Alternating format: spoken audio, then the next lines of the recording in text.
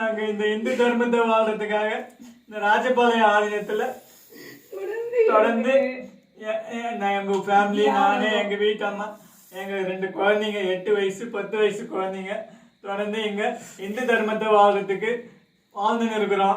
பூஜை புனஸ்காரம் செஞ்சுக்கிட்டு யோகா பூஜை தியானம் சொல்லி கொடுத்துட்டு இருக்கோம். வந்து போற மக்களுக்கு உணவு கொடுத்துட்டு இருக்கோம், அன்னதானமா கொடுத்துட்டு இருக்கோம். இந்த சனாதன தர்மத்தை தான் வாழ்ந்துட்டு இருக்கோம்.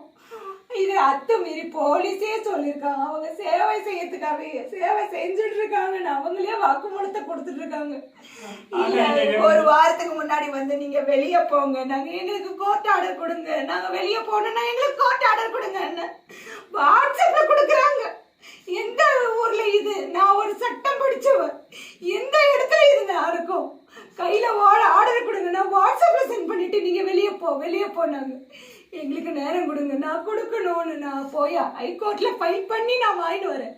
அந்த நம்பரை எடுத்துட்டு போய் நான் சப் கலெக்டர் முதல் கொண்டு எல்லாருக்கும், டிஎஸ்பி ஆஃபீஸ், எஸ்பி ஆஃபீஸ் எல்லாருக்கும் கொடுத்துட்டு வந்தோம்.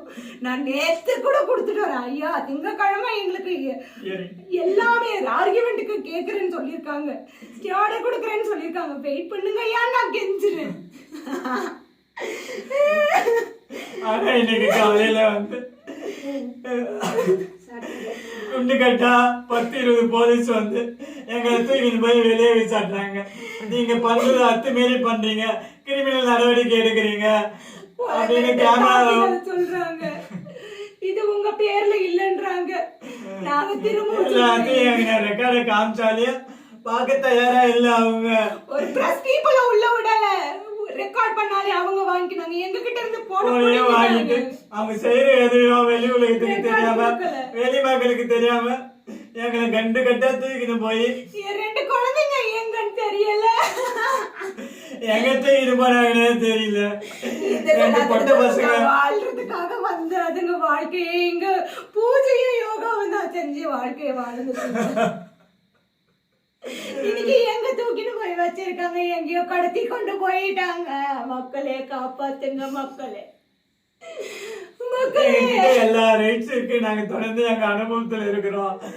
பத்திரம் எங்க கிட்ட இருக்கு, பட்டா இருக்கு, வரி கட்டி நிக்கிறோம், கவர்மெண்ட்டுக்கு பஞ்சாயத்துக்கு வரி கட்டி நிக்கிறோம். எல்லாம் இருந்தோம், எங்களை இந்த மாதிரி நிம்மதியா வாழ விடலையே. அமைதியான முறையில இன்னைக்கு சனிக்கிழமை ஏன் வரணும்? திங்கக்கிழமை தானே சொல்றேன் நானு. ஒரு நாள் டைம் கொடுக்கலாம் இல்லையா? நாங்க என்ன சட்ட விரோதத்துல செயலியா செஞ்சுட்டு இருக்கோம் இங்க? நாங்க என்ன விரோதம் அசம்பாவிதம் நடந்துருச்சுங்க? யாருக்கு துன்புறுத்தம் பாதகம் வந்துருச்சு? எந்த மக்களுக்கு உங்களுக்கு யார துன்புறுத்தம் நடத்தினா? நீங்க எங்களை வெளியே போக விடாம வழிய மறைச்சிட்டீங்க. அப்போ நாங்க உள்ள இருந்து தண்ணிக்கு கூட இல்ல, எங்களுக்கு தண்ணி குடிக்க கூட இல்ல. ஓடையில போற தண்ணியை எடுத்து வடிகட்டி குடிச்சிட்டு இருக்கோம். பார்த்தா கூட இன்னைக்கு செய்ய விடாம எதுவும் தண்ணி கொடுக்கல. தடை உத்தரவு போடுற அளவுக்கு நாங்க என்னையா செஞ்சோம்? எந்த மக்களுக்கு பாரு, இது ஊர்ல இருந்து ஒதுக்குப்புறமா இருக்கு, சேத்தூருக்கு மக்களோட இது வர்றதுன்றதே அங்க நம்ம தியானம் இடத்துக்கு வந்தாதான். அதர்வைஸ் அவங்களுக்கு எந்த டிஸ்டர்பன்ஸ் இல்ல. நாங்க எங்களுடைய இந்து தர்ம வாழ்க்கை நிம்மதியா வாழ்ந்துட்டு இருக்கோம். வர்றவங்களுக்கு ஹீலிங் கொடுத்து அவங்களுடைய நோயை போக்கி, வர்றவங்களுக்கு உணவளிச்சு யோகா கத்து கொடுத்து சேவை செஞ்சுட்டு வாழ்ந்து